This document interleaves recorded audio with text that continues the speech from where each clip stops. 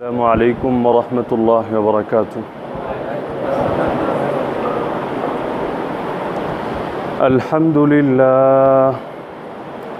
الحمد لله نحمده ونستعينه ونستغفره ونؤمن به ونتوكل عليه ونعوذ بالله من شرور أنفسنا ومن سيئات أعمالنا.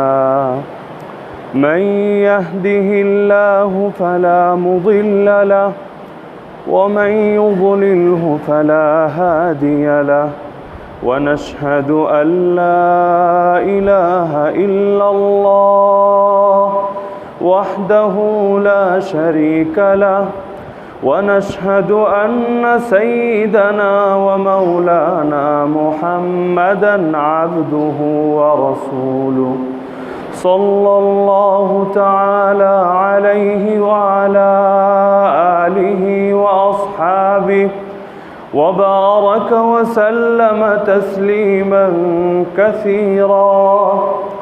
أما بعد فأعوذ بالله من الشيطان الرجيم. بسم الله الرحمن الرحيم. لقد كان لكم في رسول الله أسوة حسنة لمن كان يرجو الله واليوم الآخر وذكر الله كثيرا. وقال النبي صلى الله تعالى عليه وسلم: لا يؤمن أحدكم حتى يكون هواه تبعا لما جئت به. آمنت بالله صدق الله العلي العظيم وبلغنا رسوله النبي الكريم ونحن على ذلك لمن الشاهدين والشاكرين والعاقبة للمؤمنين والمتقين والمجاهدين والحمد لله رب العالمين. হিজরি বর্ষের সফর মাসের আজ হলো শেষ শুক্রবার। আগামী শুক্রবার পড়বে রবিউল আউয়ালের মধ্যে। আমরা সবাই জানি রবিউল আউয়ালের সঙ্গে রাসূলুল্লাহ সাল্লাল্লাহু আলাইহি ওয়াসাল্লামের জীবনের অনেকগুলো স্মৃতি জড়িত। পৃথিবীতে তার আগমনও ছিল রবিউল আউয়ালে, পৃথিবী থেকে তিনি বিদায় গ্রহণ করেছেন রবিউল আউয়ালে। এছাড়াও রবিউল আউয়ালের সঙ্গে নবী জীবনের অনেকগুলো গুরুত্বপূর্ণ অধ্যায় সম্পৃক্ত হয়ে আছে, জড়িয়ে আছে।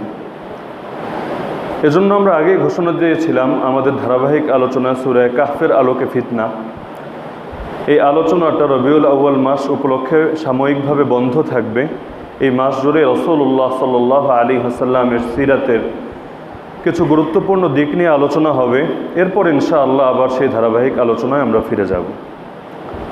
তো রাসূলুল্লাহ সাল্লাল্লাহু আলাইহি ওয়াসাল্লামের 23 বছরের নবুয়তি জীবন অথবা রাসূলুল্লাহ সাল্লাল্লাহু আলাইহি ওয়াসাল্লামের 63 বছরের পূর্ণাঙ্গ জীবন নিয়ে আলোচনা করা এই অল্প সময়ের মধ্যে কোনোভাবেই সম্ভব নয়। রাসূলুল্লাহ সাল্লাল্লাহু আলাইহি ওয়াসাল্লামের জীবনের নবুয়তের পূর্বের অধ্যায়টাও গুরুত্বপূর্ণ, নবুয়তের পরের অধ্যায়টা তার চেয়েও বেশি গুরুত্বপূর্ণ। রাসূলুল্লাহ সাল্লাল্লাহু আলাইহি ওয়াসাল্লামের জন্মও হয়েছে দুবার। প্রথমবার হয়েছে দৈহিক জন্ম, দ্বিতীয়বার হয়েছে আধ্যাত্মিক জন্ম। প্রথমবার জন্ম হওয়ার 40 বছর পর তিনি নবুয়ত প্রাপ্ত হয়েছেন, রিসালাত প্রাপ্ত হয়েছেন। এর দ্বারা তার রুহানি অঙ্গনের মধ্যে তার নতুন আরেক জন্ম লাভ করেছে। প্রথমে তিনি ছিলেন মুহাম্মদ ইবনে আবদুল্লাহ, আবদুল্লাহর পুত্র মুহাম্মদ। 40 বছর পর তিনি হলেন মুহাম্মদুর রাসূলুল্লাহ সাল্লাল্লাহু আলাইহি ওয়াসাল্লাম। তো রাসূলুল্লাহ সাল্লাল্লাহু আলাইহি ওয়াসাল্লাম নবী হওয়ার পরও তার জীবনের যে সময়গুলো পাড়ি দিয়েছেন সেটাকেও আবার দুভাগে ভাগ করা যায়। একটা হলো মক্কি যুগ আর একটা হলো মাদানী যুগ। নবুয়ত প্রাপ্ত হওয়ার পর মক্কায় তার কেটেছে 13 বছর, মদিনায় কেটেছে 10 বছর। তো রাসূলুল্লাহ সাল্লাল্লাহু আলাইহি ওয়াসাল্লামের জীবনে বুঝতে চাইলে, তার আদর্শ থেকে শিক্ষা গ্রহণ করতে চাইলে তার নববী জীবন সম্পর্কেও জানতে হবে, মক্কি জীবন সম্পর্কে জানতে হবে, মাদানী জীবন সম্পর্কে জানতে হবে। পুরো শিক্ষাটাকে যদি আমরা সামনে রাখি তাহলে আমরা এ থেকে নিজেদের জীবনের পাথেয় সংগ্রহ করতে পারব। কারণ রাসূলুল্লাহ সাল্লাল্লাহু আলাইহি ওয়াসাল্লামের জীবনকে আল্লাহ এভাবেই সাজিয়েছেন, প্রতিটা মুমিন যেন তার মধ্যে নিজের জীবন গড়ার অবলম্বন খুঁজে পায়। এজন্য মুমিন কিয়ামত পর্যন্ত যত আসবে, তারা যেই পরিবেশে বেড়ে উঠবে, সব পরিবেশ এক হবে না। কারো সামনে সেই মক্কি যুগের মতো পরিবেশ আসবে, কারো সামনে সেই মাদানী যুগের মতো পরিবেশ আসবে, কারো সামনে তায়েফের পরিস্থিতি শিকার হবে, কারো সামনে সেই বদরের পরিস্থিতির সৃষ্টি হবে। তো কোন পরিস্থিতিতে সে কিভাবে নবীর আদর্শকে অবলম্বন করবে, এজন্য আল্লাহ তার নবীর জীবনটাকে এভাবে সাজিয়েছেন, প্রতিটা মুসলমানই সে নবীর জীবনী থেকে তার কি করণীয় সেটা খুঁজে পাবে। এজন্য মক্কি জীবনও গুরুত্বপূর্ণ, মাদানী জীবনও গুরুত্বপূর্ণ। রাসূলুল্লাহ সাল্লাল্লাহু আলাইহি ওয়াসাল্লামের তালিমও গুরুত্বপূর্ণ, তার তারবিয়াতও গুরুত্বপূর্ণ, তার দাওয়াতও গুরুত্বপূর্ণ, তার নামাজ, রোজা, হজ, যাকাত, জিহাদ, দাওয়াত সবই গুরুত্বপূর্ণ। কোনো একটা অংশকে খাটো করে দেখার অথবা অবমূল্যায়ন করার কোনোই সুযোগ নেই। যদি এমনও হয় যে আমরা এমন একটা পরিস্থিতিতে আছি যার সঙ্গে মাদানী জীবনের সাদৃশ্য পাওয়া যায়, এর অর্থ এটা না যে মক্কি জীবনের চর্চা আমরা ছেড়ে দেব। কারণ কখনো এমনও হতে পারে যে আমি এমন পরিস্থিতির শিকার হয়ে গেলাম যেই পরিস্থিতির সঙ্গে সেই মক্কি জীবনের সামঞ্জস্য পাওয়া যায়। এখন আমার কি করণীয়, সেই শিক্ষাটা সেখান থেকে আমি খুব ভালোভাবে বুঝে নিতে পারবো। এজন্য ইলমিভাবে, জ্ঞানগতভাবে, তাত্ত্বিকভাবে রাসূলের পুরো আদর্শটার চর্চা জারি রাখতে হবে। যার কারণে আমরা বলি ইসলামের মৌলিক জ্ঞান অর্জন করা ফরজ, কোনো একটা অংশকে ছেড়ে দেওয়ার সুযোগ নেই। যার উপর হজ ফরজ হয়নি, যার উপর যাকাত ফরজ হয়নি, সে এই কথা বলার অধিকার রাখে না হজের ইলম অনর্থক, যাকাতের ইলম অনর্থক, এই কথা বলার সুযোগ তার জন্য রাখা হয়নি। আমরা যদি বর্তমান পৃথিবীর দিকে তাকাই তাহলে দেখব ইসলামের অনেকগুলো বিষয়ে চর্চাগতভাবে বর্তমান পৃথিবীতে অস্তিত্বপ্রাপ্ত নেই। উদাহরণস্বরূপ দাসদাসী, ইসলামের একটা বিধান কিনা? দাসদাসীর সঙ্গে অনেক মাসআলা জড়িত আছে। তো এই মাসআলাগুলো যদি আমরা ভাবি বর্তমান পৃথিবীতে দাসদাসীর যেহেতু প্রথা নেই, তাহলে এই মাসআলাগুলোর চর্চারও কোনো দরকার নেই। যদি ভাবি আচ্ছা কখনো যদি আবার দাসদাসী চালু হয়ে যায়, সেই সময়ে তার সমাধান কে দেবে? সমাধান তো আসতো কোরআন থেকে, সমাধান তো আসতো হাদিস থেকে, এবং পুরোটাই উত্তরাধিকার সূত্রে প্রাপ্ত, নিজেদের পক্ষ থেকে আবিষ্কৃত না। তো চর্চা যদি ধরে না রাখি, মাঝখানে 100 বছরের গ্যাপ হয়ে যায়, 200 বছরের ঘাটতি থেকে যায়, তাহলে যখন আবার সেই পরিস্থিতির সৃষ্টি হবে তখন সমাধান কে দেবে আর কোত্থেকে দেবে? একইভাবে বাইতুল মাল, ইসলামী অর্থনীতির ভিত্তি হলো বাইতুল মাল। এই বাইতুল মাল রাষ্ট্রীয় কোষাগার থেকে ইসলামী অর্থনীতি পরিচালিত হবে। তো বাইতুল মাল বর্তমান পৃথিবীতে অস্তিত্বপ্রাপ্ত নেই সাধারণভাবে, তাই বলে বাইতুল মালের ইলমের চর্চা ছেড়ে দেওয়া জায়েজ নেই। তো যতগুলো ইসলামের এরকম বিধান আছে যেটা আমলিভাবে আছে, বাস্তবিকভাবে আছে, সেটা তো আছেই। যেটা বাস্তবিক ময়দানে নেই সেটাকেও ইলমিভাবে, তাত্ত্বিকভাবে, জ্ঞানগতভাবে জিন্দা রাখা মুসলমানদের উপর ফরজে কিফায়া। ফরজে আইন বলিনি, ফরজে কিফায়া। অর্থাৎ কিছু মানুষও যদি ইলমটাকে জিন্দা রাখে সকলের হক আদায় হয়ে যাবে। কিন্তু কেউ যদি জিন্দা না রাখে, সবাই যদি এটাকে অনর্থকভাবে, অতিরিক্তভাবে এটাকে সবাই মিলে ছেড়ে দেয়, তাহলে পুরো উম্মত কোরআন ছেড়ে দেওয়ার গুনাহে গুনাহগার হবে। আল্লাহ তাআলা কোরআনুল কারীমের মধ্যে একটা আয়াত নাজিল করেছেন, ইত্তাখাযু হাদাল কুরআনা মাহজুরা, মানুষ এই কোরআনকে পরিত্যক্ত বস্তুরূপে গ্রহণ করেছে। এর ব্যাখ্যা খুলে দেখেন কোরআনকে কিভাবে মানুষ পরিত্যক্ত রূপে গ্রহণ করে। এর ব্যাখ্যা হলো, যেই জিনিস আমলি ভাবেও নাই, ইলমি ভাবেও নাই, সেটাকে তো মানুষ ছেড়েই দিল, পরিত্যাগই করলো। তো যেই ব্যক্তি কোরআনের একটা আয়াত হোক, একটা শব্দ হোক, একটা বিধান হোক, একটা অংশ হোক, সেটাকে যদি আমলি ভাবেও ছেড়ে দেয়, ইলমি ভাবেও ছেড়ে দেয়, তাহলে সে কোরআনকেই পরিত্যাগ করে বসল। এজন্য পূর্ণাঙ্গ কোরআনের চর্চা লাগবে, কোনো একটা অংশকে খাটো করে দেখার কোনো সুযোগ নাই। হ্যাঁ, যেই সমাজে যেটার প্রয়োজন বেশি, সেই সমাজে সেটার চর্চা বেশি হবে, এটা স্বাভাবিক। এমনকি জনক সালাফ একথাও বলেছেন, কোনো সমাজের মধ্যে যদি সুদের বিস্তার ঘটে, কিন্তু সেই সমাজের আলেমরা বিয়ে শাদী আর তালাকের মাসালা নিয়ে সারাদিন পড়ে থাকে, তাহলে তারা ইলমের খেয়ানত করলো, উম্মতের হক আদায় করা থেকে পিছিয়ে থাকলো। কারণ সমস্যা যেটা, রোগ যেটা, ওষুধও দিতে হবে সেই রোগে। এখন যদি এমন হয় আমার সামনে একটা সমস্যা সৃষ্টি হয়েছে, এর সমাধান আলেমদের থেকে আসছে না, তাহলে মানুষ কার কাছে যাবে আর কোথায় যাবে? এজন্য ইমাম আহলে সুন্নতি ওয়াল জামাআহ ইমাম আহমদ বিন হাম্বল রহমতুল্লাহ আলাইহি বলেন, আলেম যদি চুপ থাকে আর মূর্খ যদি জ্ঞান অর্জন করা থেকে বিরত থাকে, তাহলে হক কিভাবে প্রকাশিত হবে? কথাটা অত্যন্ত দামি কথা। আলেম যদি মুখ বন্ধ করে রাখে আর মূর্খ যদি জ্ঞান অর্জন করা থেকে বিরত থাকে, তাহলে হক কিভাবে প্রকাশিত হবে আর কার সামনে প্রকাশিত হবে? এজন্য আলেমের দায়িত্ব পৌঁছে দেওয়া। যে ব্যক্তি আলিম বা মূর্খ বা জ্ঞান থেকে বিরত রয়েছে, তার দায়িত্ব সেটাকে গ্রহণ করে নেওয়া। রাসূল হাদিসের মধ্যে বলেন, আল হিকমাতু দাল্লাতুল হাকিম হাইসু ওয়াজাদাহা ফাহুয়া আহাক্কু বিহা। হিকমত মানে প্রজ্ঞা। প্রজ্ঞা হচ্ছে প্রজ্ঞাবান ব্যক্তির হারিয়ে যাওয়া সম্পদ। অন্য ভাষায় বলতে পারি, জ্ঞান হচ্ছে জ্ঞানী ব্যক্তির হারিয়ে যাওয়া সম্পদ। যেখানে সে পাবে, সে এটা গ্রহণ করে নেওয়ার অধিক হকদার। উদাহরণস্বরূপ, একজন মানুষ জ্ঞানী, তো সবগুলো বিষয় সম্পর্কে ইসলামের মৌলিক সবগুলো শাখায় তার জ্ঞান থাকবে, এটাই স্বাভাবিক। কোনো এক শাখায় যদি তার জ্ঞান না থাকে, কোথাও সেই জ্ঞান সে পায়, হোক সেটা বইয়ের পাতায়, হোক সেটা কারো মুখে, যেখানেই সে পাবে তার জন্য জরুরি সেখানে সে ছুটে যাবে এবং সেই জ্ঞানকে আহরণ করে নেবে। কারণ এই জ্ঞান তার ভেতরে থাকা দরকার ছিল, এখন যেহেতু তার ভেতরে নেই, তার মানে এটা তার হারিয়ে যাওয়া সম্পদ। একজন মানুষ হারিয়ে যাওয়া সম্পদ যদি ফিরে পায়, সে বসে থাকে না, তার দিকে ছুটে যায়, ধাবমান হয়। একজন জ্ঞানী ব্যক্তির জন্য জরুরি হলো, সে যখন জ্ঞানের সন্ধান পাবে, আরে কোথায় পেল, কার কাছে পেল দেখার বিষয় না, বরং সে জ্ঞানের দিকে ছুটে যাবে এবং সেই জ্ঞানকে গ্রহণ করে নেবে। তো বলছিলাম, রাসূলুল্লাহ সাল্লাল্লাহু আলাইহি ওয়াসাল্লামের জীবনের পুরো অংশটাই গুরুত্বপূর্ণ। তো প্রথমে আমরা আলোচনা শুরু করি রাসূলের মক্কি জীবন থেকে। নবুয়ত প্রাপ্ত হওয়ার পর মক্কার দিনগুলো তার কিভাবে কেটেছে, তিনি কি কি সমস্যা ফেস করেছেন এবং এগুলো সমাধান কিভাবে করেছেন, আর আমাদের জন্য এতে কি শিক্ষার উপকরণ রয়েছে। তো সহিহ বুখারী হাদিসের প্রসিদ্ধ কিতাব। দেখুন, একটা বিষয় হলো কোরআনুল কারীম রাসূলুল্লাহ সাল্লাল্লাহু আলাইহি ওয়াসাল্লামের যখন আমরা জীবনী পাঠ করতে চাই, তার সিরাত পাঠ করতে চাই, সিরাত পাঠ করার জন্য অনেকে এসে জিজ্ঞেস করে, হুজুর কোন বই পড়ব? কেউ বলে সিরাত ইবনে হিশাম পড়ো, কেউ বলে আর রাহিকুল মাখতুম পড়ো, কেউ বলে সিরাত ইবনে ইসহাক পড়ো, কেউ বলে আসাহু সিয়ার পড়ো, কেউ বলে সিরাতে মুস্তাফা পড়ো। এক একজন এক এক কিতাবের নাম বলে। কিন্তু রাসূলুল্লাহ সাল্লাল্লাহু আলাইহি ওয়াসাল্লামের সিরাতের সবচেয়ে গুরুত্বপূর্ণ এবং অকাট্য ধাপ হলো আল কোরআন আল কারীম। পূর্ণাঙ্গ কোরআনটাই রাসূলের সিরাত। কারণ রাসূলুল্লাহ সাল্লাল্লাহু আলাইহি ওয়াসাল্লামের জবান থেকে এই কোরআন উচ্চারিত হয়েছে। এই কোরআনের উপর তিনি সর্বপ্রথম আমল করেছেন। এই কোরআন কিভাবে জীবনে বাস্তবায়ন করবে, হাতে কলমে তিনি শিখিয়ে গিয়েছেন। সুতরাং কোরআনই হলো রাসূলের সিরাত জানার প্রথম মাধ্যম। দ্বিতীয় মাধ্যম হলো সহিহ হাদিস, কারণ এই হাদিসগুলো রাসূলের জবান থেকে উচ্চারিত হয়েছে। এজন্যই বলা হয় রাসূলুল্লাহ সাল্লাল্লাহু আলাইহি ওয়াসাল্লাম সামনে থাকলে তার প্রতি যে আদব প্রদর্শন করতে হতো, রাসূল যখন সামনে থাকেন না কিন্তু তার হাদিসগুলোর তালিম করা হয়, তখনও একই আদব প্রদর্শন করতে হয়।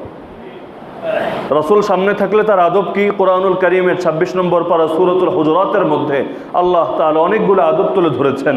যেমন নিজের আওয়াজকে রাসূলের আওয়াজের চাইতে উঁচু না করা, রাসূলের থেকে আগ বেড়ে কোনো কথা না বলা, অমনোযোগী না হওয়া। তো যেই মজলিসে রাসূলের হাদিসের তালিম হয়, সেই মজলিসেও একই আদব থাকবে। যদিও আমাদের সমাজে আদব আজকাল অবহেলিত। একদিকে তালিম হচ্ছে আর একদিকে ফোনে কথা বলছে, একদিকে তালিম হচ্ছে আর একদিকে দুইজন কানে কানে কথা বলছে, একদিকে তালিম হচ্ছে আর একদিকে গাফলতি এবং উদাসীনতা প্রদর্শন করছে। অথচ এই বাণীগুলো যে তালিম করছে তার না, এই বাণীগুলো যে এই কিতাব রচনা করেছে তারও না, এই বাণীগুলো তো রাসূলুল্লাহ সাল্লাল্লাহু আলাইহি ওয়াসাল্লাম। তো রাসূলুল্লাহ সাল্লাল্লাহু আলাইহি ওয়াসাল্লাম মক্কার জীবনে যখন ইসলামের দাওয়াত দেওয়া শুরু করেন, তার উপর কোন কোন ধরনের নির্যাতন নেমে এসেছিল এগুলোর অনেক আলোচনা বিভিন্ন সময় আমরা শুনে থাকি। যেমন সহিহ বুখারীর 3678 নম্বর হাদিসে এসেছে, উরওয়া ইবনে জুবাইর প্রখ্যাত তাবেঈ তিনি বলেন, আমি আব্দুল্লাহ ইবনে আমর ইবনুল আস রাদিয়াল্লাহু আনহুকে জিজ্ঞেস করলাম, রাসূলের সঙ্গে তো মুশরিকরা অনেক খারাপ আচরণ করেছে, কিন্তু সবচেয়ে জঘন্য আচরণ কোনটা ছিল? নির্যাতনের তো শেষ নেই, কিন্তু নির্যাতনের মধ্যেও তো স্তরগত তারতম্য আছে। সবচেয়ে জঘন্য, সবচেয়ে ভয়াবহ নির্যাতন কি ছিল? সাআলতু আব্দুল্লাহ ইবনে আমর আন আশাদ্দি মা সানা আল মুশরিকুনা বিরাসূলিল্লাহি সাল্লাল্লাহু আলাইহি ওয়াসাল্লাম। তখন তিনি জবাব দিলেন, রাআইতু উকবাতা ইবনে আবি মুআইত। এই হাদিসটা বুখারীর একাধিক জায়গায় এসেছে। তিনি বলেন, আমি একদিন দেখলাম মক্কার মুশরিক নেতা উকবা ইবনে আবি মুআইত, যার নাম উকবা হলো নাম, আবু মুআইত হলো তার বাবা। আরবিতে বাবার নামের সঙ্গে মিলিয়ে বিন শব্দ বা ইবনে শব্দ দিয়ে বলা হয়। আমি আবু মুআইতের পুত্র উকবাকে একদিন দেখলাম, যা ইলান নবী সাল্লাল্লাহু আলাইহি ওয়াসাল্লাম ওয়া হুয়া ইউসাল্লি। সে রাসূলের কাছে আসলো এমন অবস্থায় যে রাসূল দাঁড়িয়ে সালাত আদায় করছিলেন, নামাজ আদায় করছিলেন। ফাওয়াদা রিদাহু ফি উনুকিহি। সে এসে তার চাদর রাসূলের গলায় রেখে পেঁচালো। ফাখানাকাহু বিহি খানকান শাদীদা। এরপর এই চাদর ধরে টান দিয়ে রাসূলকে প্রচণ্ড জোরে শ্বাসরুদ্ধ করে হত্যা করার চেষ্টা করলো। বড় চাদর গলায় পেঁচিয়ে দুই দিক থেকে যদি টানতে থাকে, আর যেই মানুষের গলায় টানা হচ্ছে তিনি নামাজরত আছেন, হাত দিয়েও ফিরাচ্ছেন না, দৌড়েও সরে যাচ্ছেন না, অবস্থাটা কেমন হবে? ফাজা আবু বকরিন। সেই সময় আবু বকর রাদিয়াল্লাহু আনহু সেখানে ছুটে আসলেন। হাত্তা দাফাহু আনহু। এসে উকবা ইবনে আবি মুআইতকে ধাক্কা দিয়ে রাসূলের থেকে সরিয়ে দিলেন। ফাকালা। এরপর তিনি তাকে বললেন, কোরআনের একটা আয়াত, আতাকতুলুনা রাজুলান আন ইয়াকুলা রাব্বি আল্লাহ। আরে নরধমরা, তোমরা কি একজন ব্যক্তিকে কেবল এই অপরাধী হত্যা করবে যে সে বলে আমার রব একমাত্র আল্লাহ? তার অপরাধ তো শুধু এইটা, এছাড়া আর কোন অপরাধ করেছে? না চুরি করেছে, না ডাকাতি করেছে, না জিনা করেছে, না কারো সম্পদ ছিনিয়ে নিয়েছে, না কাউকে অপমান করেছে, না কারো মানহানি করেছে, না কাউকে ধর্ষণ করেছে। আর কোন অপরাধটা সে করেছে? তোমাদের চোখে তার অপরাধ তো একটা, সে বলে আমার রব হচ্ছে আল্লাহ। ওয়াকাদ জাআকুম বিল বাইয়িনাতি মির রাব্বিকুম। অথচ এই নবী তোমাদের কাছে তার রবের পক্ষ থেকে, যিনি তোমাদের রব, তার পক্ষ থেকে সুস্পষ্ট নিদর্শন নিয়ে এসেছেন। আর এত সুস্পষ্ট নিদর্শন দেখার পরও তাকে না মেনে উল্টো কেন তাকে হত্যা করতে চাচ্ছ? কোরআনে আল্লাহ তাআলা এদিকে ইঙ্গিত করে বলেন, ফাইন্নাহা লা তা'মাল আবসার। আর এই চোখ তো অন্ধ হয় না, ওয়ালাকিন তা'মাল কুলুবুল্লাতী ফিস সুদূর। অন্ধ হয় মানুষের অন্তর, যেটা তার বুকের ভেতরে রয়েছে। তাদের চোখ অন্ধ ছিল না, তাদের কান বধির ছিল না, কিন্তু তাদের ভেতরের অন্তর অন্ধ হয়ে গিয়েছিল, তাদের ভেতরের কানের শ্রবণ শক্তি হারিয়ে গিয়েছিল। বুখারীর অন্য এক হাদিস, হাদিস নম্বর 240, সেখানে এসেছে আমর ইবনে মাইমুন নামক এক তাবেঈ, তিনি বলেন, আব্দুল্লাহ ইবনে মাসউদ রাদিয়াল্লাহু আনহু তার নিকট বর্ণনা করেছেন, তিনি বলেন, আন্না নবী সাল্লাল্লাহু আলাইহি ওয়াসাল্লাম কানা ইউসাল্লি ইনদাল বাইত। একদিন রাসূলুল্লাহ সাল্লাল্লাহু আলাইহি ওয়াসাল্লাম কাবা ঘরের সামনে দাঁড়িয়ে সালাত আদায় করছিলেন। ওয়া আবু জাহলিন ওয়া আসহাবুন লাহু জুলুসুন। সে সময় তার নিকটেই আবু জাহাল এবং তার কিছু সঙ্গী বসা ছিল। ইয ক্বালা বা'দুহুম লিবা'দিন। একদিকে রাসূল সালাত আদায় করছেন, এই দৃশ্য দেখে তারা একজন আরেকজনকে বলাবলি করছে, আইয়ুকুম ইয়াজিউ বিসালা জাজুরি বানি ফুলান ফায়াদাহু আলা যাহরি মুহাম্মাদিন ইযা সাজাদা। আরে তোমাদের মধ্যে কে আছো যে ব্যক্তি অমুক গোত্রের জবাই করা উটের ভুঁড়ি নিয়ে এসে মুহাম্মদ যখন সেজদায় যাবে তার কাঁধের উপর চাপিয়ে দেবে? কে আছো এরকম? কেন রাসূলুল্লাহ সাল্লাল্লাহু আলাইহি ওয়াসাল্লাম কি সেখানে কোনো অপরাধ করছিলেন? সালাত আদায় করছিলেন, অথচ সালাত কিন্তু তারাও আদায় করত। রাসূল করতেন একমাত্র আল্লাহর জন্য। তারা আল্লাহর সঙ্গে বিভিন্ন মূর্তিকে, বিভিন্ন বাতিল উপাস্যকে মিলিয়ে তাদের নিয়ত করে একসঙ্গে দাঁড়িয়ে সালাত আদায় করত। কিন্তু সালাত উভয়টাই ছিল, বাহ্যিক রূপ কিন্তু একই। এটাও দেখতে নামাজ, ওটাও দেখতে নামাজ, তাহলে সহ্য হয় না কেন এই নামাজ? সেজদা, নামাজের মধ্যেও সবচেয়ে সম্মানিত জিনিস হলো সেজদা। বান্দা যখন সেজদায় যায় আল্লাহর সবচেয়ে নিকটে থাকে, এটা তো হাদিসেরই বাণী। তো যখন সেজদায় যাবে তখন কেন তারা তার সঙ্গে আচরণ করবে? অথচ একই নামাজ তারাও আদায় করে, একই সেজদা তারাও করে। কারণ হলো অপরাধীর চোখে ভালো হওয়াটাও অপরাধ। এর সবচেয়ে বড় প্রমাণ হলো লূত আলাইহিস সালাম যখন তার সম্প্রদায়কে পাপাচার থেকে নিষেধ করলেন, তারা কি পাপ করত? কোরআনুল কারীমের মধ্যেই তাদের পাপের বিবরণ এসেছে। তারা হোমোসেক্সুয়াল অর্থাৎ সমকামিতায় লিপ্ত ছিল। এক পুরুষের সঙ্গে আরেক পুরুষ যৌন সম্পর্ক করত। তাদের সমকামিতা আর বর্তমান পৃথিবীর সমকামিতা এক না।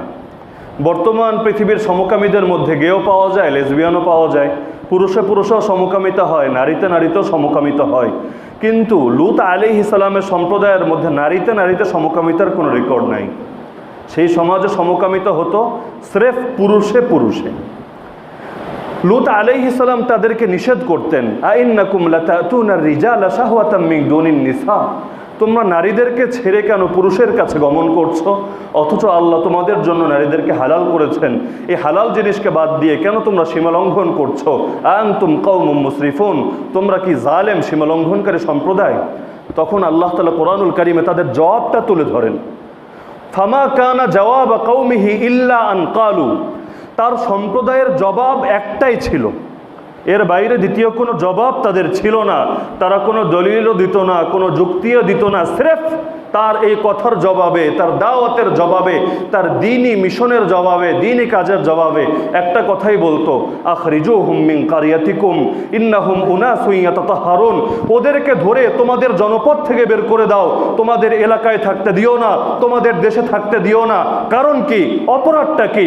আল্লাহ কোরআনে নিজে তুলে ধরেছেন, ইন্নাহুম উনাসুন ইয়াতাতাহহারুন, তারা বলতো এই লূত এবং তার অনুসারী মুসলমানরা এমন মানুষ যারা পবিত্র থাকতে চায়। অপরাধ কি? পবিত্র থাকতে চায়, তার মানে তারা সমকামিতা করবে না, এটাই অপরাধ। যদি সমকামিতা না করে থাকবে কেন? এখানে বের হয়ে যাক। অপরাধীর জনপদে ভালো মানুষের থাকাটাও তাদের চোখে অপরাধ। তো তারা নিজেরাও নামাজ আদায় করতো, রাসূলের নামাজ আদায় করছেন, কিন্তু রাসূলের নামাজ তাদের সহ্য হচ্ছে না। কেন? তাদের নামাজ ছিল শিরিক মিশ্রিত নামাজ, রাসূলের নামাজ ছিল তাওহীদ মিশ্রিত নামাজ। যেই ব্যক্তি শিরিক মিশ্রিত নামাজ আদায় করে তার চোখে তাওহীদ মিশ্রিত নামাজ সহ্য হয় না। তো তার আবু জাহাল যখন এই কথা বলার পরে ফামবাত আশকাল কওম, সম্প্রদায়ের সবচেয়ে বড় হতভাগা ব্যক্তি, আশকা মানি সবচেয়ে বড় হতভাগা, সবচেয়ে বড় কপাল পোড়া ব্যক্তি সে উঠে রাজি হয়ে গেল, আমি আছি এই কাজ করার জন্য, লাব্বাইক। তো সে যখন উঠলো, ওঠার পরে সে গেল, ফাজা আবিহি, যাওয়ার পর উটের ঘুরে নিয়ে আসলো, ফা নাজারা, সে লক্ষ্য করতে থাকলো রাসূল কখন সিজদায় যায়। হাত্তা সাজাদান নবী সাল্লাল্লাহু আলাইহি ওয়াসাল্লাম, এক পর্যায়ে রাসূলুল্লাহ সাল্লাল্লাহু আলাইহি ওয়াসাল্লাম সিজদা বনত হলেন। হওয়ার পর ওয়াদাহু আলা যাহরিহি বাইনা কাতিফাই, সে রাসূলের দুই কাঁধের মাঝখানে পিঠের উপরে গিয়ে সেই ভুঁড়িটা রেখে দিল। একটা ভুঁড়ির ওজন কত জানা আছে তো? গরুর ভুঁড়ি না, তাও আবার উটের ভুঁড়ি। এত ভারী একটা জিনিস রাখা হলো সেজদা বনতে একজন মানুষের পিঠে।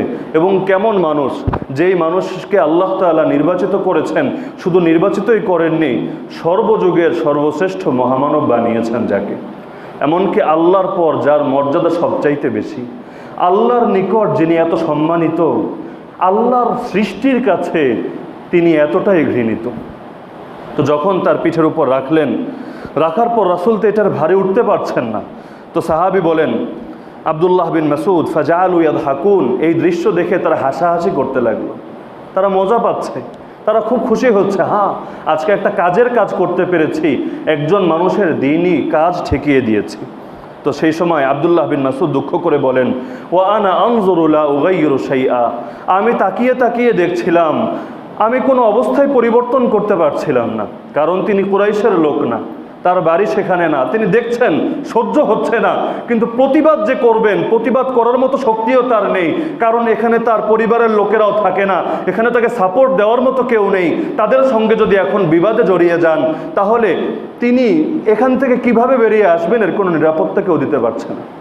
আর সেই সময় ইসলামের জিহাদও ফরজ হয়নি যে তিনি তরবারি নিয়ে ঝাঁপিয়ে পড়বেন, যে মরলে মরে গেলাম, শহীদ হয়ে যাব। জিহাদ তো ফরজ হয়েছে মদিনায় যাওয়ার পর, এটা তো মক্কার যুগের কথা। তো তিনি বলেন তাকিয়ে দেখছিলাম, কিছুই করতে পারছিলাম না।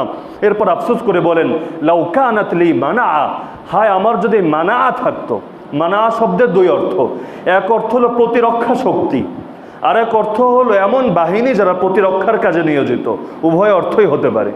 হায় আমার যদি ক্ষুদ্র একটা বাহিনী থাকতো যাদেরকে নিয়ে রাসূলকে সাহায্য করতে পারতাম, অথবা আমার যদি প্রতিরক্ষা শক্তি থাকতো যা দিয়ে রাসূলকে ওদের হাত থেকে বাঁচাতে পারতাম। একদিকে তিনি আফসোস করছেন, আরেকদিকে ওরা হাসাহাসি করছে। ও রাসূলুল্লাহ সাল্লাল্লাহু আলাইহি ওয়াসাল্লাম সাজিদুন লা ইয়ারফাউ রাসা, আল্লাহ রাসূল সেজদায় পড়ে আছেন, মাথায় উঠাতে পারছেন না।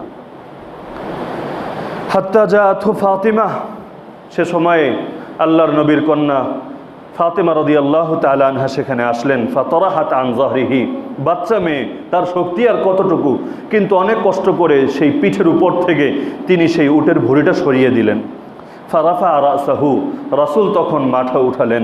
উঠানোর পরে সুম্মা কাল, এরপর তিনি বললেন, আল্লাহুম্মা আলাইকা বিকুরাইশ, হে আল্লাহ আপনি কুরাইশকে ধ্বংস করুন। যদিও এখানে শব্দটা ব্যাপক, কুরাইশকে ধ্বংস করুন, কিন্তু মর্ম ব্যাপক না। আর সব কুরাইশের ধ্বংস করার দোয়া রাসূল করছেন না, বরং কুরাইশের মধ্যে যারা রাসূলের দাওয়াতের দুশমন, যারা এই দ্বীনের দুশমন, যারা নিজেদের মিশনই বানিয়ে নিয়েছে দ্বীনের পথ রোধ করা, রাসূলের কাজে বাধা সৃষ্টি করা, তাদের ব্যাপারে বদদোয়া দিচ্ছেন। অন্যথায় রাসূলই তো শুনিয়েছেন, আল আইম্মাতু মিন কুরাইশ, ইমাম হবে, খলিফা হবে কুরাইশ গোত্র থেকে। তাহলে সব কুরাইশ যদি ধ্বংসই হয়ে যায়, ইমাম হবে কোত্থেকে, নেতা হবে কোত্থেকে? তো তিনি দোয়া করলেন, আল্লাহুম্মা আলাইকা বিকুরাইশ সালাসা মাররাত, এই কথা রাসূল 3 বার বললেন। বলার পরে ফাশাক্কা আলাইহিম ইদ দা আলাইহিম, রাসূল যখন তাদের বদদোয়া করলেন, এটা তাদের কাছে খুব কষ্ট লাগলো। কেন? এখানে হাদিসের এর ব্যাখ্যা করে দেওয়া হয়েছে, কারণ ওয়াকানু ইয়ারাউনা আন্না দাওয়াতা ফি যালিকাল বালাদ মুস্তাজাবা, তারা কাফের হতে পারে, মুশরিক হতে পারে, কিন্তু তারা খুব ভালো করে জানতো এই জায়গায় হারাম, এমন একটা জায়গা, এখানে দোয়া করলে সেই দোয়া আল্লাহ কবুল করে নেন। নির্যাতন করতে কম করেনি, কিন্তু যখন বদদোয়া করছেন, এই বদদোয়া আর সহ্য হচ্ছে না, ভেতরে ভয় ধরে গেছে। আরে এই মানুষটা দোয়া করলে, এমন পবিত্র একটা মানুষ, বিশ্বস্ত মানুষ, নিষ্পাপ মানুষ, সত্যবাদী মানুষ, আর জায়গাটাও পৃথিবীর সর্বশ্রেষ্ঠ জায়গা, আরে এই দোয়া তো আল্লাহ ফিরাবেন না। এরপর রাসূল নাম নিয়ে 7 জনের নাম নিয়ে আবার আলাদা করে দোয়া করলেন। রাসূল বললেন, আল্লাহুম্মা আলাইকা বি আবি জাহল ওয়া আলাইকা বি উতবাতা ইবনে রাবিআ ওয়া শাইবাতা ইবনে রাবিআ ওয়াল ওয়ালিদ ইবনে উতবা ওয়া উমাইয়া ইবনে খালাফ ওয়া উকবাতা ইবনে আবি মুআইত ওয়া আদ্দা সাবিআ ফালাম ইয়াহফাজ। এই 6 জনের নাম নেওয়ার পর সাহাবী বলেন, 7 নম্বরে আরো একজনের নাম নিয়েছেন, কিন্তু তার নামটা আমার মনে নেই। এরপর তিনি বলেন, ফাওয়াল্লাযী নাফসি বিয়াদিহি, আমি আব্দুল্লাহ বিন মাসউদ সেই সত্তার কসম খেয়ে বলছি যার হাতে আমার প্রাণ, লাকাদ রাআইতুল্লাযীনা আদ্দা রাসূলুল্লাহ সাল্লাল্লাহু আলাইহি ওয়াসাল্লাম সরআ ফিল কালিবি বাদরিন, আমি নিজ চোখে বদরের যুদ্ধের দিন দেখেছি রাসূল যাদের নাম নিয়ে দোয়া করেছিলেন, ওদের প্রত্যেকের লাশ বদরের কুয়োর মধ্যে পড়ে আছে। আল্লাহ তাআলা দোয়া কবুল করেছেন। হ্যাঁ, এখন প্রশ্ন আসতে পারে, রাসূলের দোয়া যদি কবুলই হয়, এই ফলাফল এত বছর পরে কেন? বদর হয়েছে এই ঘটনার প্রায় 10 বছর পর, এত বছর পর্যন্ত ফল আসতে অপেক্ষা লাগলো কেন? এখানে 2টো কারণ। 1 নম্বর কারণ হলো, আল্লাহ তাআলা অপরাধীকে কখনো ঢিল দেন, যেমন সূরা বাকারার মধ্যে বলেন, ইয়ামুদ্দুহুম ফি তুগয়ানিহিম ইয়ামাহুন, ওদেরকে ওদের জুলুমের মধ্যে, সীমালঙ্ঘনের মধ্যে, বাড়াবাড়ির মধ্যে ঢিল দিয়ে রাখেন, যেন ওরা পাগলের মতো, বিভ্রান্তের মতো ঘুরপাক খেতে থাকে আর ছুটতে থাকে। মাঝে মাঝে আমরাও দেখি না, ভালো মানুষগুলো তাড়াতাড়ি মরে যায়, আর খারাপ মানুষগুলো সবাই মিলে বদদোয়া করে, তাও মরে না, খালি হায়াত লম্বাই হতে থাকে। কেন? কারণ আল্লাহ ছাড় দেন, ছেড়ে দেন না। 2 কথা। আল্লাহ তাআলা ছাড় দেন, কোরআন থেকেই দেখতে পাচ্ছি, কিন্তু আল্লাহ তাআলা ছেড়ে দেন না।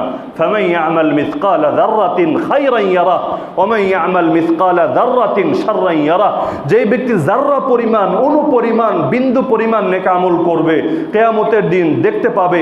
যেই ব্যক্তি অণু পরিমাণ মন্দ কর্ম করবে, কিয়ামতের দিন সেটাও দেখতে পাবে। তার মানে আল্লাহ ছেড়ে দেন না, ছাড় দেন, কিন্তু অপরাধীরা এই ছাড় দেখেই মনে করে আল্লাহ তাদেরকে ছেড়ে দিয়ে রেখেছেন। অপরাধীদের সঙ্গে পার্থক্য এখানে। যারা বদরের যুদ্ধে শরীক হয়েছিল, তাদেরকে আল্লাহ তাআলা ঘোষণা শুনিয়েছিলেন, রাসূল নিজ মুখে তাদেরকে বলে দিয়েছিলেন, তোমরা যা ইচ্ছা তা করতে থাকো, আমি তোমাদের জীবনের সব গুনাহ ক্ষমা করে দিলাম। সহিহ বুখারীর হাদিস, ইয়ামালু মা শি'তুম, যা ইচ্ছা করো, ফাকাদ গাফারতু লাকুম, আমি আল্লাহ তোমাদেরকে ক্ষমা করে দিয়েছি। কিন্তু সেই বদরের যুদ্ধে যারা শরীক হয়েছিল, সেই 313 জন সাহাবীর জীবনে পড়ে দেখেন, আল্লাহ এভাবে স্বাধীনতা ঘোষণা করলেন, কিন্তু এই স্বাধীনতা তারা কিভাবে উপভোগ করেছিলেন? তারা কি এই ঘোষণা আসার পর লাগামহীন ঘোড়া হয়ে গিয়েছিলেন, নাকি ইবাদত বন্দেগী আগের চাইতে আরো বেশি বেড়ে গিয়েছিল? আর আমার নবীও তো সারা রাত দাঁড়িয়ে দাঁড়িয়ে নামাজ আদায় করতেন, ইবাদত বন্দেগী করতেন, রাতের লম্বা অংশ তিনি ইবাদতে রত থাকতেন, রসুলের পা পর্যন্ত ফুলে যেত। যখন রসুলকে জিজ্ঞেস করা হলো, আরে আল্লাহ আপনার পূর্বের গুনাহ ক্ষমা করেছেন, পরের গুনাহ ক্ষমা করেছেন, আপনার এত কষ্ট করার কি দরকার? রসুলের জবাব ছিল, আফালা আকুনু আবদান শাকুরা, আমি কি কৃতজ্ঞশীল বান্দা হব না? আরে আল্লাহ ক্ষমা করেছেন, এজন্য তো আমাকে কৃতজ্ঞতা আদায় করা দরকার। আরে তার কৃতজ্ঞতা আদায় করার জন্য যদি সারা জীবনও ইবাদতে রত থাকি, এর দ্বারাও তো তার কৃতজ্ঞতা আদায় করে শেষ করা যাবে না। অপরদিকে এই মুশরিকদেরকে, এই কাফেরদেরকে, এই মুনাফিকদেরকে, এই ইসলামের দুশমনদেরকে তো আল্লাহ তাআলা এরকম কোনো ঘোষণা দিয়ে রাখেননি। তারপরও তাদের আচরণ কেমন ছিল? কোরআনে আল্লাহ বলেন, ওয়াকালাতিল ইয়াহুদ ওয়ান নাসারা নাহনু আবনাউল্লাহি ওয়া আহিব্বাউ, ইহুদি এবং খ্রিস্টানরা বলে আমরা হচ্ছি রবের পুত্র, আল্লাহর পুত্র এবং তার প্রিয় ভাজন। আল্লাহ বলেন, কুল ফালিমা ইউআযিবুকুম বিযুনুবিকুম, হে নবী বলে দেন, যদি আল্লাহর পুত্রই হও তোমাদের পাপের কারণে তিনি কেন তোমাদেরকে শাস্তি দেন? কুল ইন কানাত লাকুমুদ দারুল আখিরাতু ইনদাল্লাহ খালিসাতাম মিন দুনিন নাস, যদি তোমাদের দাবি সত্য হয় যে দুনিয়ার সব মানুষরা মিথ্যা বলছে আর বাস্তবে তোমরা সত্য বলছো যে তোমরা আখিরাতের জীবন চাও, সেটাই তোমাদের কাছে বেশি প্রিয়, ফাতামান্নাউল মাউত, তাহলে সাহস থাকলে শাহাদাতের মৃত্যু কামনা করে দেখাও, ইন কুনতুম সাদিকিন, যদি বাস্তবেই সত্যবাদী হও। তো আল্লাহ তাআলা চ্যালেঞ্জ দিচ্ছেন, তারপরও তাদের ভেতরে সাহস আসে না। এখানেই এসে সৎকর্মশীল বান্দা আর অসৎকর্মশীল বান্দাদের মধ্যে পার্থক্য হয়ে যায়। সিরাতে ইবনে হিশামের মধ্যে এসেছে, হিশাম বিন উরওয়া তার বাবা উরওয়া বিন জুবাইর থেকে বলেন, লাম্মা নাসরা যালিকা সাফিহু আলা রাসি রাসূলিল্লাহ সাল্লাল্লাহু আলাইহি ওয়াসাল্লাম যালিকা তুরাব, একবার এক ব্যক্তি রাসূলুল্লাহ সাল্লাল্লাহু আলাইহি ওয়াসাল্লামের মাথার উপর ধুলো ছুঁড়ে মারল, অনেক ধুলোবালি একসঙ্গে একত্র করে রাসূলের মাথায় নিয়ে তা ঢেলে দিল। শব্দ ব্যবহার করেছেন নির্বোধ।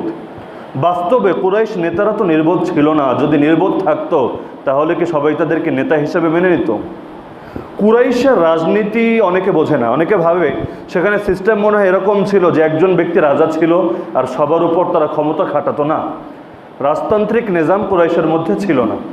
তাদের বিষয়টা ছিল এক একটা গোত্র থাকতো, গোত্রের মধ্যে নির্বাচিত কিছু বেশি ব্যক্তি থাকতো, একজন না একাধিক।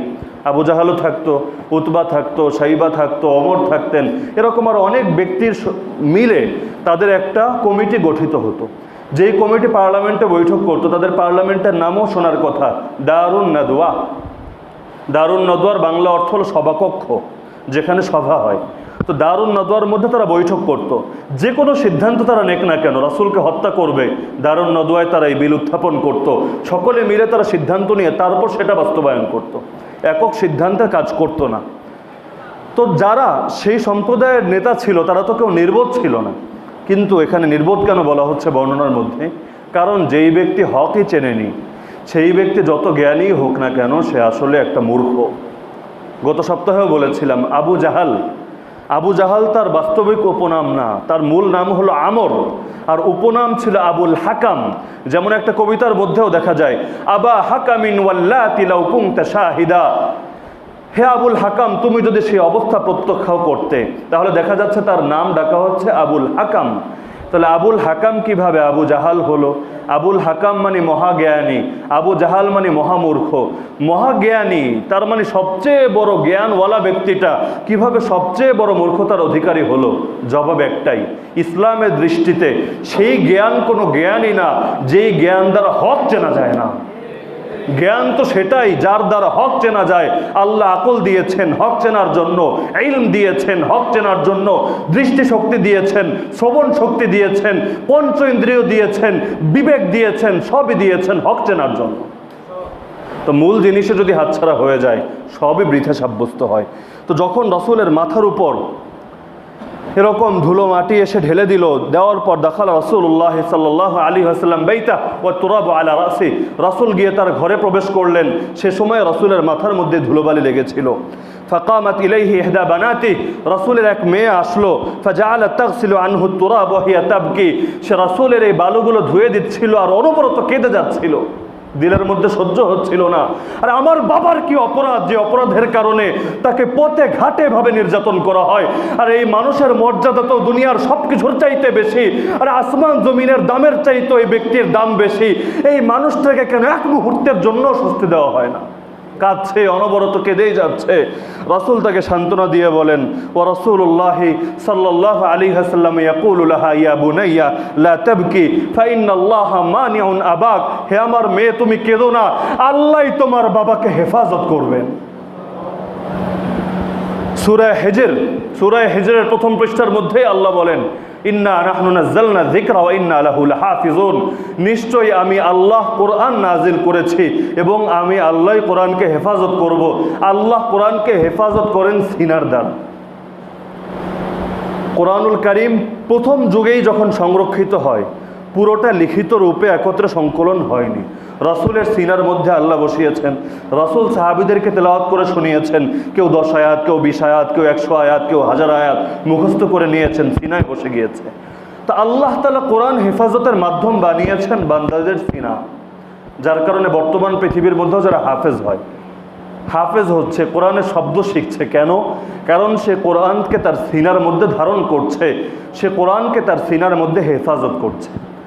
আল্লাহ বললেন তিনি কোরআনকে হেফাজত করবেন। মুফাসসিরগণ বলেন, যেহেতু আল্লাহ কোরআন হেফাজত করার মাধ্যম বানিয়েছেন বান্দার সিনা, এজন্য আল্লাহ কোরআনকে হেফাজত করার জন্য কোরআনওয়ালাকেও হেফাজত করবেন। কোরআনওয়ালার উপর বাধা আসবে, প্রতিবন্ধকতা আসবে, যদি নাই আসতো অন্তত রাসূলের উপর আসতো না। অথচ সবচেয়ে বেশি এসেছে দুনিয়ার মধ্যে রাসূলের উপর। তার পরীক্ষা ছিল সবচেয়ে বেশি, বাধা ছিল সবচেয়ে বেশি।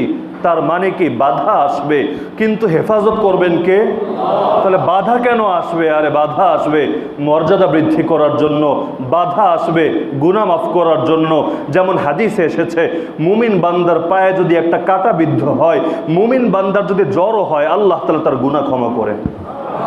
রাসূল একদিন বলেন, নি'মা আমরুল মুমিন, আরে মুমিনের বিষয়ে কতই উত্তম, যদি বিপদে পড়ে সবর করে মর্যাদা বাড়ে, যদি নিয়ামত প্রাপ্ত হয় শুকরিয়া আদায় করে তাতেও সবর বাড়ে, বিপদে পড়লেও লাভ, সুখে থাকলেও লাভ। আরে মুমিনের চাইতে বড় লাভবান আর কে আছে? তো রাসূল তাকে সান্ত্বনা দিয়ে বলেন, কেঁদো না, কাঁদার কিছু নেই, কারণ আল্লাহই তোমার বাবাকে হেফাজত করবেন।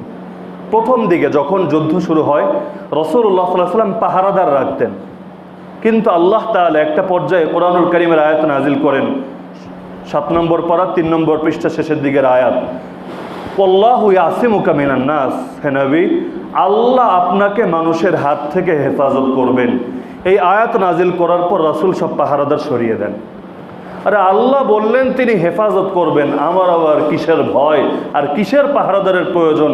যার হেফাজতের দায়িত্ব আল্লাহ নিয়ে নিয়েছেন, তার ক্ষতি করার শক্তি দুনিয়াতে আর কার আছে? তবে একটা বিষয় বুঝে রাখা দরকার, কেউ তাহলে ভাবতে পারে আল্লাহ যদি হেফাজতের দায়িত্ব নেন, তাহলে দুনিয়াতে কোনো নবীকে শহীদ করা হলো কেন? অনেক নবী শহীদ হয়েছেন না?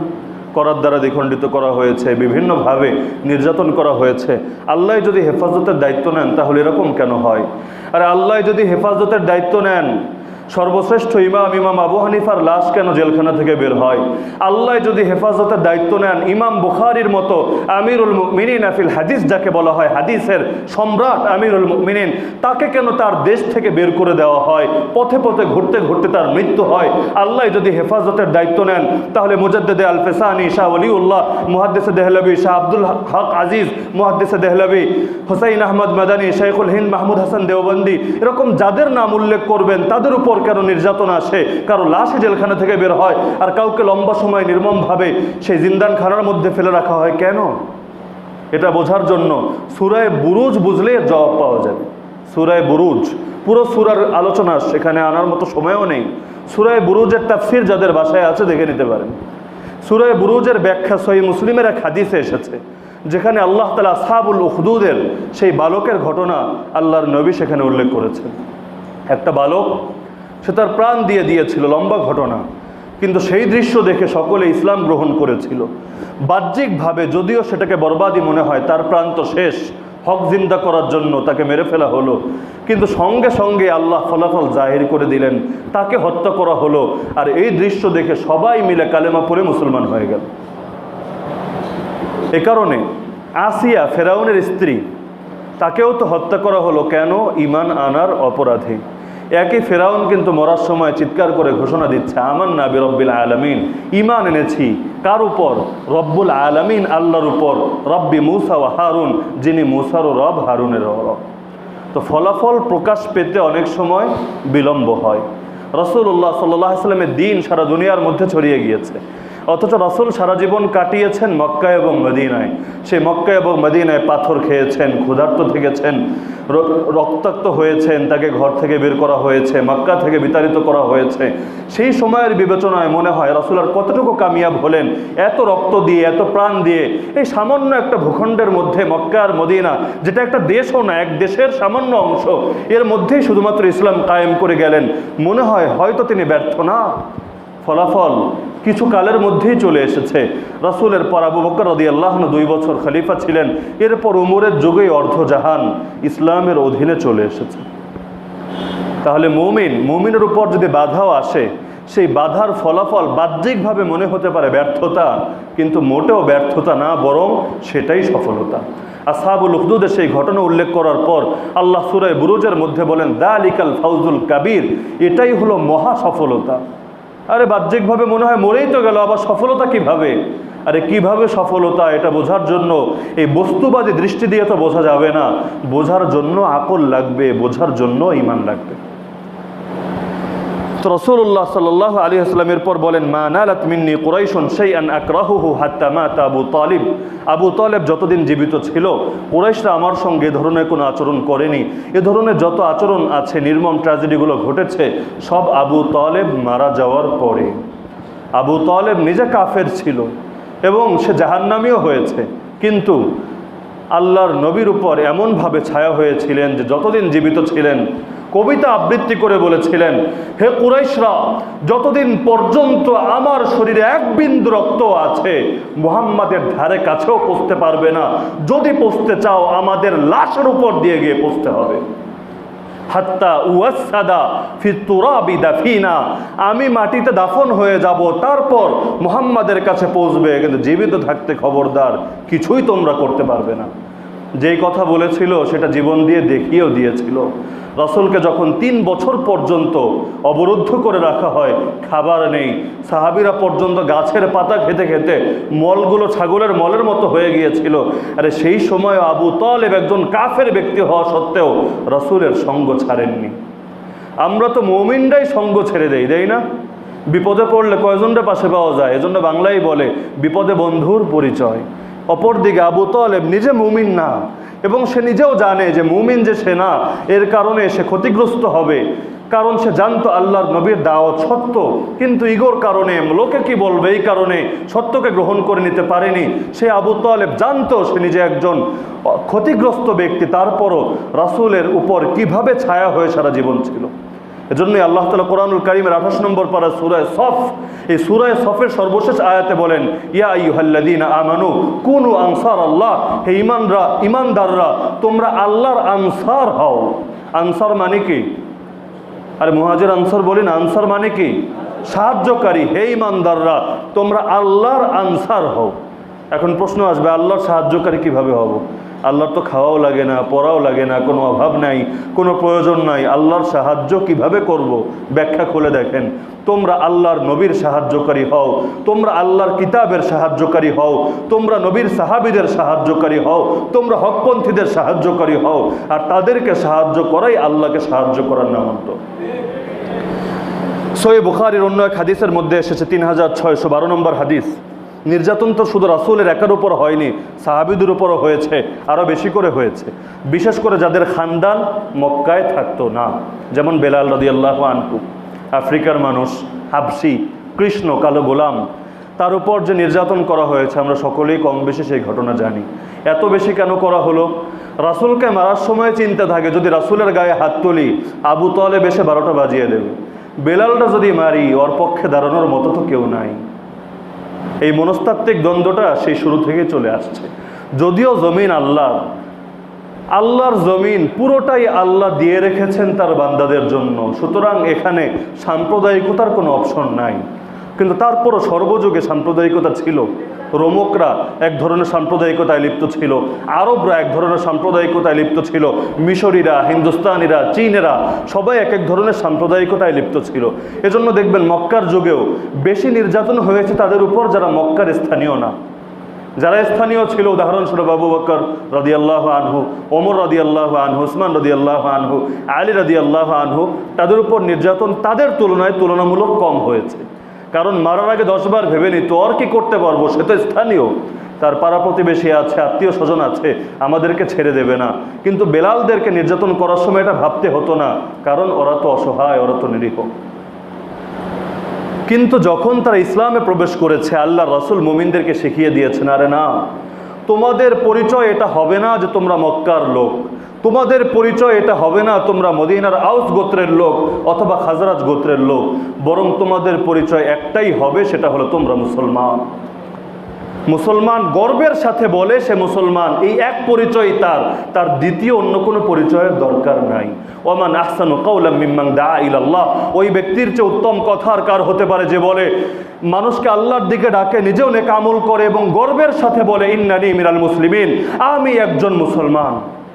তার মানে মুসলমানের গর্ব, মুসলমানের অহংকার হচ্ছে আমি একজন মুসলমান, এই এক পরিচয় যথেষ্ট। এ কারণেই যখন মক্কার সাহাবীরা মদিনায় গেলেন, রাসূল তাদের দুইজনকে জোড়া ভাই বানিয়ে দিলেন এবং তারা এই ভ্রাতৃত্বের বন্ধন রক্ত দিয়ে রক্ষা করেছেন।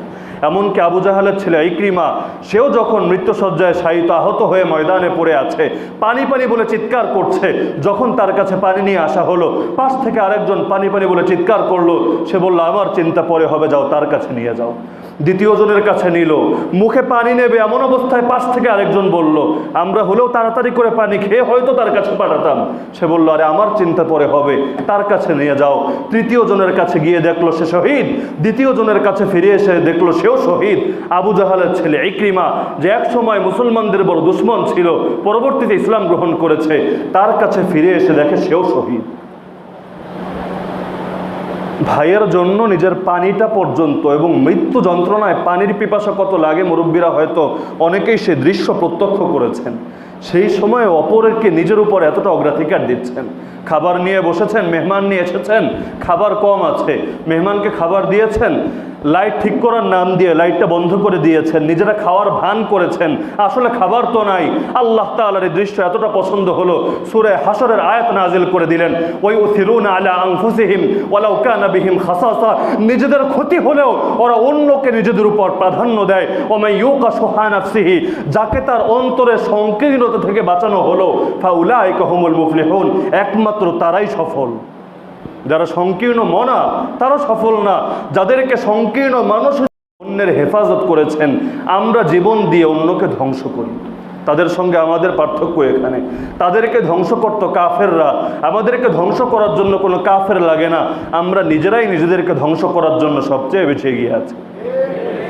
পৃথিবীর ইতিহাসে শুরু থেকে বর্তমান পর্যন্ত আসেন, তাতারিরা মুসলিম বিশ্বকে ধ্বংস করে দিয়েছিল, সারা মুসলিম বিশ্বের মধ্যে রক্তের বন্যা বয়ে দিয়েছিল। তাতারিদের ইতিহাস বই আজকাল বাজারেও পাওয়া যায়, ইতিহাসটা পড়ে দেখেন। তাতারিরা, সেই মঙ্গোলীয়রা, কিভাবে সেই হালাকু খান এবং আরও যাদের নাম শোনা যায় চেঙ্গিস খান, তারা কিভাবে মুসলিম বিশ্বকে পরাভূত করেছিল, কিভাবে এই বর্তমান এই যে হিন্দুস্তান, এই হিন্দুস্তানের উপরও তারা দখল কায়েম করেছিল। সব জায়গায় দেখবেন তারা সফল হয়েছে একমাত্র মুনাফিকদের দ্বারা। তার মানে তারা নিজেরা মুসলমানদেরকে ধ্বংস করতে পারেনি, কারণ কোরআনে আল্লাহ নিজে বলেছেন, আল্লাহ তাআলা এই বান্দাদের উপর, তার উম্মতের উপর আদুওয়াম মিন গায়রিহিম, আল্লাহ অন্যদেরকে চাপিয়ে দেবেন না, বহির শত্রুকে চাপিয়ে দেবেন না। আল্লাহর নবী আল্লাহর কাছে কয়েকটা দোয়া করেছিলেন, এর মধ্যে একটা দোয়া ছিল, আল্লাহ বহির শত্রু চাপিয়ে আমার উম্মতকে ধ্বংস করবেন না। আল্লাহ দোয়া কবুল করেছেন, যার কারণে বহির শত্রুরা স্বয়ং সম্পূর্ণভাবে এসে এই উম্মতকে ধ্বংস করতে পারে না। এই উম্মতকে তখনই ধ্বংস করে, এই উম্মত তখনই পরাজিত হয় যখন নিজেরাই নিজেদের ক্ষতি করতে বসে যায়। গাছের একটা গল্প তো শোনা যায়, গাছ কুড়ালকে বলছে, আরে তুই আমারে কাটো কেন, আমি তোর কি ক্ষতি করেছি? তো কুড়াল সে বলে, আর আমি তো লোহা, আমি তোর কোনো ক্ষতিই করতে পারতাম না যদি না আমার পেছনে তোর খালাতো ভাই থাকতো। কারণ শুধু কুড়াল দিয়ে গাছ কাটা যাবে? কুড়ালের সাথে যদি একটা কাঠ লাগিয়ে নেন তাহলে না গাছ কাটা যাবে। তাহলে কুড়াল তো গাছ কাটে, কিন্তু একা একা পারে না এক গাছের অংশ নিয়ে আরেক গাছকে কাটে। তা আমাদের অবস্থা হয়ে গিয়েছে এমন, আমরা তো এখন অন্যদের মধ্যে আদর্শ খুঁজে পাই। যারা সমকামিতা প্রমোট করে তারা দলিল দেয় সমকামিতার পক্ষে, যে প্রাণীদের মধ্যে সমকামিতার অস্তিত্ব পাওয়া যায়, অনেক বড় দলিল। যদিও আল্লাহ তাআলা এই সেকুলারদের মগজের মধ্যে আসলে কি জ্ঞান রেখেছেন, মেধা রেখেছেন, না গোবর রেখেছেন তিনিই ভালো জানেন। এরা একদিকে প্রাণী থেকে দলিল দেবে যে প্রাণীরা আমাদের জন্য আদর্শ, ডগ থেকে অনেক কিছু আমরা শিক্ষা করি, বিভিন্ন স্টাইলও ডগ থেকে আমরা রপ্ত করি, কিন্তু অপরদিকে এই মানুষগুলো সমকামিতা নেবে পশু থেকে। আচ্ছা, পশুর মধ্যে ধর্ষণ আছে কি না? আরে বলেন না, পশুরা ধর্ষণ করে না? কি করে না? ধর্ষণ কারে বলে? একজন রাজি আর একজন নারাজ, এটাই তো ধর্ষণ। পশুরা উভয়ে যখন ফিজিক্যাল রিলেশন করে সবসময় উভয়ে রাজি থাকে? লাভ লেটার দেয়, লাভ ম্যারেজ হয়, লম্বা সময় হয়, পরে বাসর করে তারপর তারা এই রিলেশন করে না। রাস্তাঘাটে যারে পায়ে ধরে শুরু করে দেয়, তাহলে তাদের মধ্যে তো ধর্ষণও আছে। তো সমকামিতা যদি পশুর থেকে নিতে পারো, একই যুক্তিতে ধর্ষণও আসবে, আর ধর্ষণ যদি নাও আসে সমকামিতাও তো আসবে না। আল্লাহ বানিয়েছিলেন আশরাফুল মাখলুকাত, সৃষ্টি সেরা জীব। মানুষ এখন আদর্শ খুঁজে পায় তাদের মধ্যে, এমনকি পশুকে নিজেদের আদিপুরুষ বলতেও গর্ববোধ করে। আমাদের আদিপিতা আদম বলতে একটু কেমন কেমন লাগে, আর আমাদের আদিপিতা বান্দর বলতে খুব একটা গর্ব লাগে। আমরা বানরের সন্তান, আমরা হনুমানের সন্তান, আমাদের শরীরের মধ্যে সেটা এসেছে, এবং সেই বিবর্তনবাদ সত্য, এর পক্ষে বিভিন্ন প্রমাণও আছে। বানর থেকে মানুষ হয়েছে, যদিও তাদের দাবি অনুযায়ী কোটি কোটি বছরে মানুষ থেকে আর অন্য কিছু হয় না।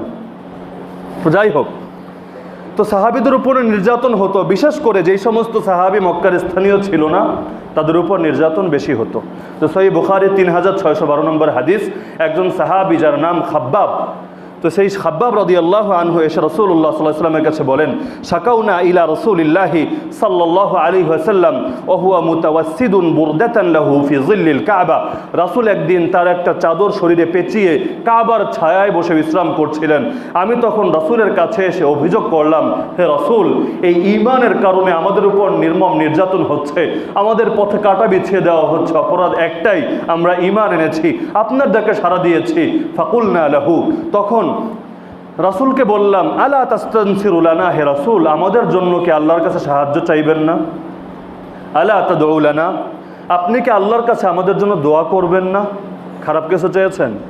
আরে বলেন না, সাহায্য চাচ্ছেন, তাও দুনিয়ার কোনো মানুষের কাছে না। রাসূলকে বলছেন আল্লাহর কাছ থেকে চেয়ে দেন, আমরাও তো চাই, আপনি যদি চান পাওয়ারটা বেশি হবে, আপনি কি আমাদের জন্য কিছুই করবেন না? রাসূল তাকে বললেন, দেখো, এত সহজেই কাজ হয়ে গেলে কি চলবে? কানা রাজুলু ফিমান ক্বাবলাকুম, তোমাদের পূর্বের ইতিহাসটা শোনো, একজন ব্যক্তি এমনও ছিল, ইউহফারু লাহু ফিল আরদ, যার জন্য গর্ত খোঁড়া হয়েছিল। গর্ত খোঁড়ার পর ফায়ুজআলু ফি, তাকে সেই গর্তের মধ্যে রাখা হয়েছে। ফায়ুজাউ বিল মিনশার, এরপর একটা করাত আনা হয়েছে। ফায়ুদাউ আলা রাসিহি, সেই করাত তার মাথার উপর রাখা হয়েছে। ফায়ুশাক্কু বিথনাতাইন, তারপর সেই করাত দ্বারা তাকে দুই টুকরা করে ফেলা হয়েছে। কিন্তু ওমা ইয়াসুদ্দুহু যালিকা আন দীনি, এত বড় নির্যাতন তাকে তার দিন থেকে সরাতে পারেনি। ওয়ুমশাতু বিআমশাতিল হাদিদ মা দুনা লাহমিহি মিন আযমিন ওয়া আসাব, আর কাউকে ধরে লোহার চিরুনি দিয়ে শরীরের রক্ত, গোশত, হাড়, চর্বি সবকিছু আলাদা করে দেওয়া হয়েছে। কিন্তু আমা ইয়াসুদ্দুহু যালিকা আন দীনি, এটাও তাকে তার দিন থেকে এক চুল পরিমাণ সরাতে পারেনি। ওয়াল্লাহ, আল্লাহর কসম করে আমি নবী বলছি, লা ইউতিম্মান্না হাযাল আমরা, আল্লাহ এই দিনকে পরিপূর্ণ করবেন। হাত্তা ইয়াসিরার রাকিবু মিন সানআ ইলা হাজরামাউত, একজন আরোহী ব্যক্তি সনা নামক অঞ্চল থেকে হাজরামাউত নামক অঞ্চল পর্যন্ত একা একা সফর করবে। লা ইয়াখাফু ইল্লাল্লাহ, আল্লাহ ছাড়া আর কারো ভয় তার থাকবে না। পথে মধ্যে আমার উপর কেউ অ্যাটাক দিতে পারে, কেউ চুরি করতে পারে, ছিনতাই করতে পারে, এরকম কোনো ভয় তার হবে না। হ্যাঁ, একটা ভয় থাকবে, আল্লাহ যদি মরণ দেন ভিন্ন কথা, কিন্তু দুনিয়ার কেউ আমার ক্ষতি করবে না। ওয়ালাকিন্নাকুম তাস্তাজিলুন, রাসূল বলছেন, কিন্তু তোমরা বড় তাড়াহুড়া করো। ফলাফল পেতে চাইলে সবর লাগবে, যেমন কোরআনুল কারীমের মধ্যে আল্লাহ বলেন, আম হাসিবতুম আন তাদখুলুল জান্নাহ, তোমরা কি ভেবেছো এমনি এমনি জান্নাতে চলে যাবে? ওয়ালাম্মা ইয়ালামিল্লাহুল্লাযিনা জাহাদু মিনকুম ওয়া ইয়ালামাস সাবিরিন, অথচ আল্লাহ এখনো জেনে নেননি তোমাদের মধ্যে কারা জিহাদ করেছে এবং কারা ধৈর্যশীল। এর ব্যাখ্যায় মুফাসসিরগণ বলেন, জিহাদের সঙ্গে ধৈর্যের কি সম্পর্ক? ধৈর্যের কথা আল্লাহ কেন বললেন? যতক্ষণ আল্লাহ ধৈর্যশীলদেরকে চিনে নেবেন না, ততদিন কিভাবে ভাবলে জান্নাতে যাবে? এর ব্যাখ্যায় তারা লেখেন, ইসলামের উপর অটল এবং অবিচল থাকার জন্য ধৈর্য অপরিহার্য। কারণ আল্লাহ নিজে কসম খেয়ে বলছেন, ওয়ালানাবলুয়ান্নাকুম, আল্লামুলিল কসম, আমি আল্লাহ কসম করে বলছি অবশ্যই তোমাদেরকে পরীক্ষা করব বিষয় মিনাল খাউফ, কিছু ভয় দিয়ে, প্রাণের ভয়, সম্পদের ভয়, সম্মানের ভয়, বিভিন্ন ভয় দিয়ে, ওয়াল জু, ক্ষুধা দিয়ে, আর্থিক কষ্ট দিয়ে, ওয়ানাকসিম মিনাল আমওয়ালি ওয়াল আনফুসি ওয়াত থামারাত, সম্পদ, ফল ফলাদি, খেত খামারের কমতি দিয়ে আমি আল্লাহ পরীক্ষা করব। ওয়াবাশশিরিস সাবিরিন, হে নবী, এই পরীক্ষায় যারা সবর করবে একমাত্র তাদেরকেই সুসংবাদ দিন। আল্লাযীনা ইযা আসাবাতহুম মুসিবা, যাদের উপর বিপদ আসলে তারা আল্লাহকে ভুলে যায় না, হাহুতাশ করে না, বরং তারা বলে ইন্না লিল্লাহি ওয়া ইন্না ইলাইহি রাজিউন, সকলে আমরা আল্লাহর জন্য আর একদিন তার কাছেই ফিরে যাব। তাহলে মুমিন আর মুনাফিকের পার্থক্য এখানে, মুমিন বিপদে পড়লে ঈমান বাড়ে, মুনাফিক বিপদে পড়লে ঈমান হারে। রাসূল যখন দাওয়াত দিতেন, যেমন উহুদের ময়দানে 1000 জন বের হয়েছিলেন, বের হওয়ার পর থেকে 300 জন হারিয়ে গেল। এই 300 জন কারা ছিল? মুনাফিক। কেন? কারণ এই উহুদের প্রান্তরের লড়াই, তারা ভাবছে আরে আমরা 1000, ওরা 10,000, ওদের সঙ্গে কিভাবে পারবো? 3000, আমরা 1000, ওরা 3000, ওদের সঙ্গে পারার মতো কোনো ক্ষমতা আমাদের নেই। তাহলে মুনাফিক ব্যক্তি বিপদে সম্মুখীন হওয়ার আগেই পথ থেকে সরে যায়। অপরদিকে প্রকৃত মুমিন ময়দানের মধ্যে স্থির থাকে, এমনকি চোখের সামনে সবার মৃত্যু দেখলেও এক চুল পরিমাণ সরে আসে না। তো ইসলামের এই শিক্ষাগুলো রাসূলুল্লাহ সাল্লাল্লাহু আলাইহি ওয়াসাল্লামের জীবনী আমাদের সামনে স্পষ্ট করে দেয় যে একজন ব্যক্তি যদি প্রকৃত মুমিন হয়, আল্লাহ তাআলা তাকে অবশ্যই পরীক্ষা করবেন। দলিল কি? সহিহ হাদিসের মধ্যে আল্লাহর নবী বলেন, ইন্নাল্লাহা ইযা আহাব্বা কওমান ইবতালাহুম, আল্লাহ যখন কোনো সম্প্রদায়কে ভালোবাসেন তাদেরকে পরীক্ষা করেন। তাহলে পরীক্ষা, এটাকে ভালোবাসার নিদর্শন না আযাবের নিদর্শন? একটা উদাহরণ দিয়ে বোঝাই। মহামারী, রাসূলের যুগের মহামারী ছিল প্লেগ। এই যুগে যেমন এই করোনা, কলেরা, এই সেই বিভিন্নটা, রাসূলের যুগে ছিল প্লেগ রোগ। প্লেগ অনলাইনে সার্চ করলেও পাবেন প্লেগ কি জিনিস, আরবিতে বলা হয় তাউন। সহিহ বুখারীর হাদিসের মধ্যে আছে, আল্লাহর নবী বলেন আল্লাহ তাআলা এই মহামারী পাঠিয়েছেন কাফেরদের জন্য আযাব হিসাবে, কিন্তু ফাজআলাহু রাহমাতান লিল মুমিনিন, কিন্তু একই জিনিসকে মুমিনদের জন্য বানিয়ে দিয়েছেন রহমত। কিভাবে? এই মহামারী যখন কোনো কাফেরের হয়, এই মহামারীতে সে মারা যায়, ডাইরেক্ট জাহান্নামে চলে যায়। অপরদিকে একই জিনিস যখন মুমিনকে আক্রান্ত করে, মুমিন মহামারীতে মৃত্যুবরণ করে, হাদিসের মধ্যে আছে শহীদ 5 প্রকার, এর মধ্যে এক প্রকার হলো যারা এই প্লেগ মহামারীতে মৃত্যুবরণ করে। তাহলে জিনিস কিন্তু একটা, কিন্তু একই জিনিস যখন কাফেরকে ধরে হয়ে যায় আযাব, যখন মুমিনকে ধরে হয়ে যায় রহমত। বিপদ কাফেরের উপরও আসে, মুমিনের উপরও আসে। রাসূলের উপরও এসেছিল, আবু জাহালের উপরও এসেছিল, কিন্তু আল্লাহর নবী বলছেন আল্লাহ যখন কাউকে ভালোবাসেন তাকে বিপদে ফেলে পরীক্ষা করেন। ফামান রাদিয়া, যেই ব্যক্তি বিপদে পড়েও সন্তুষ্ট থাকে, ফালাহুর রিজা, তার জন্য রয়েছে আল্লাহর সন্তুষ্টি। ওয়ামান সাখিতা, আর যেই ব্যক্তি বিপদে পড়লে অসন্তুষ্ট হয়ে যায়, আল্লাহ কি আর কাউরে পাইল না, আমারই ধরা লাগলো, ফালাহু সাখাত, তার জন্য রয়েছে আল্লাহর অসন্তুষ্টি। সহিহ বুখারীর হাদিস, আল্লাহর নবী বলেন আশাদ্দুন নাসি বালান আল আম্বিয়া সুম্মাল্লাযীনা ইয়ালুনাহুম সুম্মাল্লাযীনা ইয়ালুনাহুম, সবচেয়ে বেশি কঠিন পরীক্ষায় আক্রান্ত হয় নবীরা, এরপর যারা নবীদের কাছাকাছি তাদের পরীক্ষাও বেশি, তাদের যারা কাছাকাছি তাদের পরীক্ষা বেশি। তাহলে বিপদ আসা ধ্বংসের আলামত না কবুল হওয়ার আলামত? আরে বলেন না, ইমাম আবু হানিফার লাশ কবর থেকে বের হলো, এটা তার ধ্বংস হওয়ার আলামত না কবুল হওয়ার আলামত? তা আল্লাহ তাআলা মুমিনকে যখন ভালোবাসেন তাকে বিপদে ফেলে পরীক্ষা করেন। আল্লাহ তাআলা কোরআনুল কারীমের মধ্যে বলেন আলিফ লাম মিম, আহাসিবান নাসু আন ইউতরাকু আন ইয়াকুলু আমান্না ওয়া হুম লা ইফতানুন, মানুষ কি ভেবে নিয়েছে তারা মুখে বলবে আমরা ঈমান এনেছি আর তাদেরকে অমনি ছেড়ে দেওয়া হবে, কোনো প্রকার পরীক্ষা করা হবে না? আরে মানুষ কি এটা ভেবে রেখেছে? ওয়ালাকাদ আল্লামুলিল কাসম, আমি আল্লাহ কসম খেয়ে বলছি, কাদ ফাতান্নাল্লাযীনা মিন ক্বাবলিহিম, তোমাদের পূর্বে যারা ছিল তাদেরকেও পরীক্ষা করেছি।